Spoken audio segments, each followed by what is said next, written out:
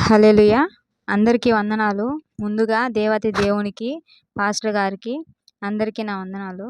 స్తుతికి పాత్రుడా, సర్వోన్నతుడా, పూజనీయుడా, బంగారు పాదాలకు వందనాలయ్యా. తండ్రి, చేరువచ్చిన బిడ్డలందరినీ దీవించండి, ఆశీర్వదించండి నాయనా. 4వ మాట మాట్లాడుచుండగా నాయనా యేసయ్య, మీరు నా యందు ఉండి తండ్రి నాయనా ధైర్యాన్ని ఇవ్వండి దేవా. తండ్రి నాయనా యేసయ్య, నేను మాట్లాడబోచిన మాటలో తప్పులుంటే నన్ను క్షమించండి నాయనా యేసయ్య. ఇంతవరకు 3 మాటలు మాట్లాడినటువంటి బిడ్డలందరినీ దీవించినందుకు వందనాలయ్యా. ఇదిగో తండ్రి నాయనా యేసయ్య, 4వ మాటలో మాట్లాడుచుండగా శక్తినివ్వమని ప్రార్థిస్తున్నాను తండ్రి. ఆమేన్. మత్తయి సువార్త 27:46 వచనాలను చూసుకుందాం.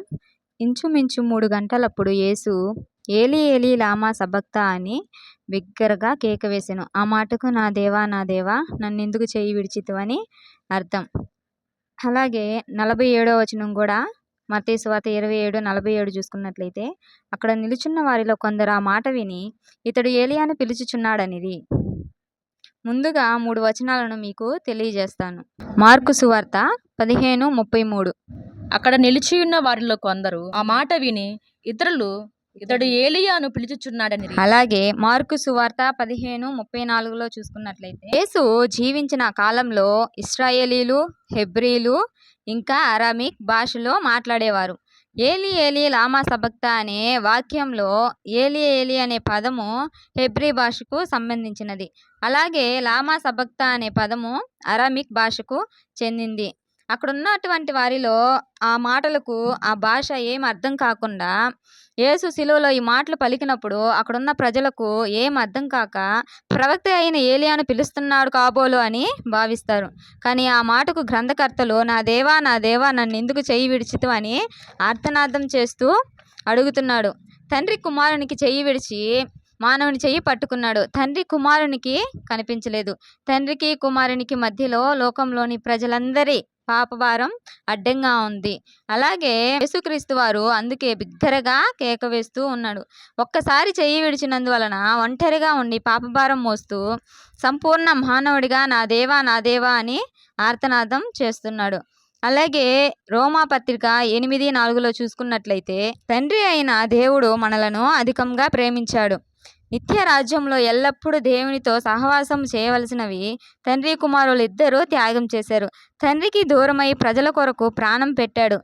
తన స్వరూపమును కోల్పోయి రక్తమంతా చివరి బొట్టు వరకు చిందించి మానవ జాతిని లాస్ట్ ఒక వచనం చెప్పి ముగిస్తాను. క్రీస్తు శిలువలో మరణించక ముందే 1000 సంవత్సరాల క్రితం దేవుడు ఆయన చెయ్యిని విడిచిపెడతానని కీర్తనకారుడు ప్రవచనం చెప్పాడు. అది కీర్తనలు 22:1లో ఉంది. యేసుక్రీస్తు వారు మనల్ని ఎంతగానో అధికముగా ఈ లోకాన్ని దేవుడు ఎంతగానో ప్రేమించాడనమాట. ఆయన అద్వితీయ కుమారుడుగా, అంటే తండ్రి అయిన దేవుడు తన కుమారుణ్ణి మన లోకానికి పంపిస్తాడు.